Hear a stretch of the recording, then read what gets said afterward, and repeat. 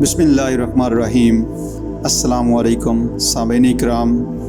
پہلے حصے میں ہم نے بات کی قازقستان اور ماورائی کاکشیا کیوں کر روس کے قبضے میں چلے گئے۔ وسط ایشیا میں بخارا، خیوا اور خوقند کی امارات اور ترکمان قبائل کس طرح روسی جارحیت کا شکار ہوئے۔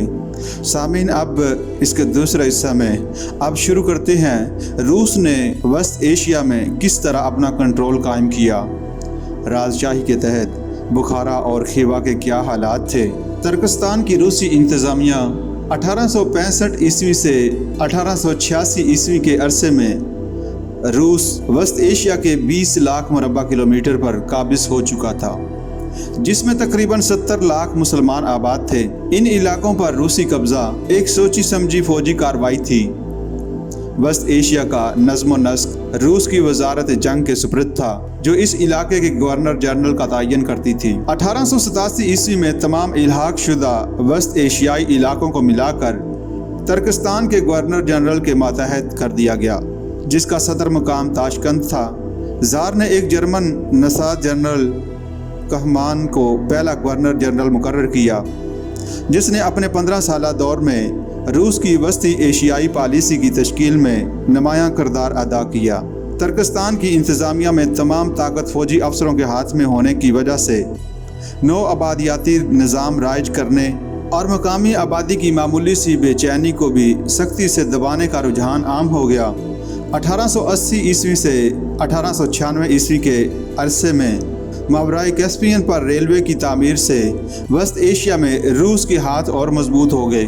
ابتدا میں ترکستان کی روس انتظامیہ نے مقامی لوگوں سے نرمی روا رکھی، ان کی روایات، شرعی قوانین اور مذہبی شعار کا احترام کیا۔ آہستہ آہستہ جب انہوں نے قدم جما لیے تو مقامی انتظامیہ میں بتدریج مداخلت شروع کر دی۔ ترکستان کی حکومت نے دہی سربراہ، جسے آکسکال یا سفید ریش بزرگ کہا جاتا تھا، کے تعین کی مدت 3 سال تک محدود کر دی گئی اور اس کے تقرر پر سرکاری تصدیق کی شرائط عائد کر دی۔ اس کے علاوہ روسی انتظامیہ نے آہستہ آہستہ ترکستان کی زرخیز زمین ہتھیار لی اور ان پر نو وارد روسیوں کو آباد کرنا شروع کر دیا۔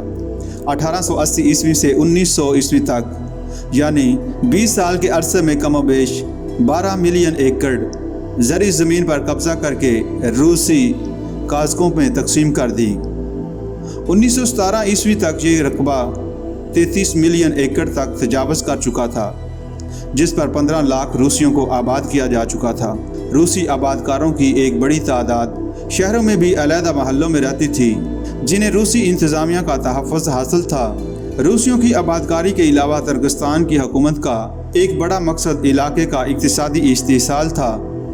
ترکستان سے کپاس اور دیگر خام مال کے حصول اور روسی صنعتی سامان کی منڈی بنانے کے لیے روسی تاجروں کو ہر قسم کی سہولتیں فراہم کی گئیں۔ ترکستان کے لیے روس کے دوسرے علاقوں سے ریلوے سے منسلک ہونے سے اقتصادی ذرائع سے فائدہ اٹھانا آسان ہو گیا۔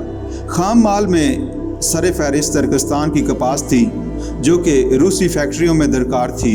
1900 عیسوی میں ترکستان سے روس کو کپاس کی فراہمی 5 ملین پاؤ تھی، یعنی ایک پاؤ برابر ہوتا ہے 16.38 کلو، جبکہ 1915 عیسوی میں یہ مقدار 18.5 ملین پاؤ تک بڑھ گئی۔ اس کے نتیجے میں ترکستان میں کپاس کی کاشت میں قدرتی اضافے کے ساتھ ساتھ گندم کی کاشت میں اسی تناسب سے کمی ہوتی گئی اور گندم کی درآمد میں اضافہ ہوتا گیا۔ کل درآمد کا یوں اندازہ لگایا جا سکتا ہے کہ 1908 عیسوی میں گندم کی کل درآمد 33,000 ٹن تھی، مگر 1912 عیسوی میں یہ بڑھ کر 227,000 ٹن اور 1916 عیسوی میں 354,000 ٹن ہو گئی۔ بخارا اور خیوا کی امارات سے کیا سلوک کیا گیا؟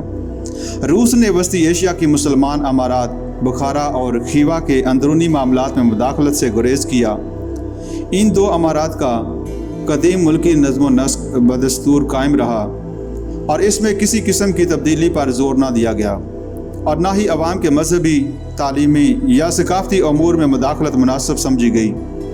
جنرل کہمان، جو 1867 عیسوی سے لے کر 1882 عیسوی تک ترکستان کا گورنر جنرل تھا، اس بات پر یقین رکھتا تھا کہ اسلام ربع زوال ہے، لہذا اس کے احیاء کے سلسلے میں کسی قسم کی حوصلہ افزائی نہ کی جائے۔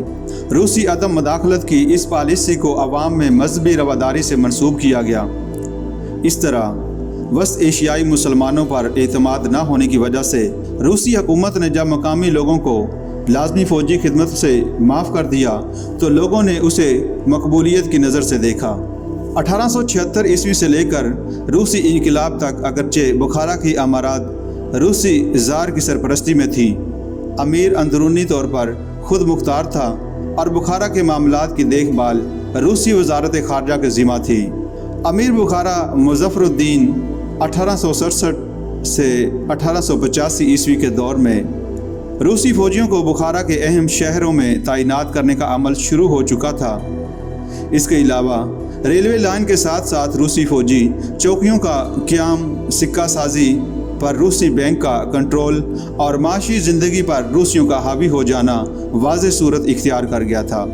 امیر کے بیٹے اور جانشین عبدالاحد 1885 عیسوی سے 1910 عیسوی کے دور میں اگرچہ بخارا میں اصلاحی تحریک اور جدید طرز کے مدرسوں کے اجراء کا آغاز ہوا اور امیر نے حجاز میں ریلوے کی تعمیر اور پیٹرزبرگ میں مسجد کے لیے کثیر رقم کی امداد بھی دی، لیکن زار روس سے وفاداری اس کی حکومت کا بنیادی ستون رہا۔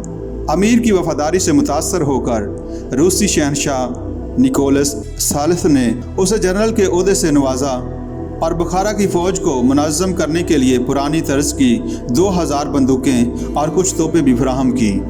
عبدالاحد کے بعد جب اس کا لڑکا سید عالم 1910 عیسوی میں تخت نشین ہوا تو اس نے بھی نہ صرف روس سے وفاداری کو اپنا شعار بنایا بلکہ اپنے آباء و اجداد کی طرح ذاتی خزانہ بھی بھرنا شروع کر دیا۔ نئے امیر نے کپاس کی ملکی صنعت کو ذاتی تحویل میں لے کر منافع خوری شروع کر دی اور انتظامیہ میں کنبہ پروری اور رشوت ستانی کو عام کر دیا، جس سے عوام اور روسی جلد ہی نالاں ہو گئے۔ بلاخر روسی حکومت نے 1915 عیسوی میں بخارا کو زارشاہی میں ضم کرنے کا فیصلہ کر لیا، تاہم پہلی جنگ عظیم کی وجہ سے اس پر عمل نہ ہو سکا۔ اب سامعین خیوا کے حالات کے بارے میں بات کریں۔ خیوا کی امارت بھی اگرچہ روس کے تحت خود مختار تھی، تاہم اس کا مرکزی حکومت سے براہ راست رابطہ نہ تھا اور اس کے معاملات کی دیکھ بھال ترکستان کے گورنر جنرل کے سپرد تھی۔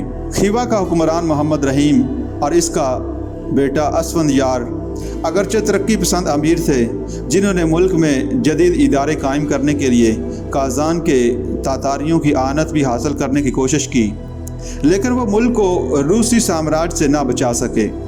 بدقسمتی سے اسفند یار 1918 عیسوی میں ترکمانوں کے ساتھ ایک جھگڑے میں مارا گیا۔ اس کی موت سے خیوا میں بے چینی پھیل گئی اور اقتدار کے لیے کشمکش شروع ہو گئی۔ روس نے اگرچہ 1915 عیسوی میں خیوا کو بھی سلطنت میں ضم کرنے کا فیصلہ کر لیا تھا، لیکن پہلی جنگ عظیم اور بلشویک انقلاب کی وجہ سے بلاخر بائیں بازو کے عناصر نے کمیونسٹ افواج کی مدد سے اقتدار پر قبضہ کر لیا۔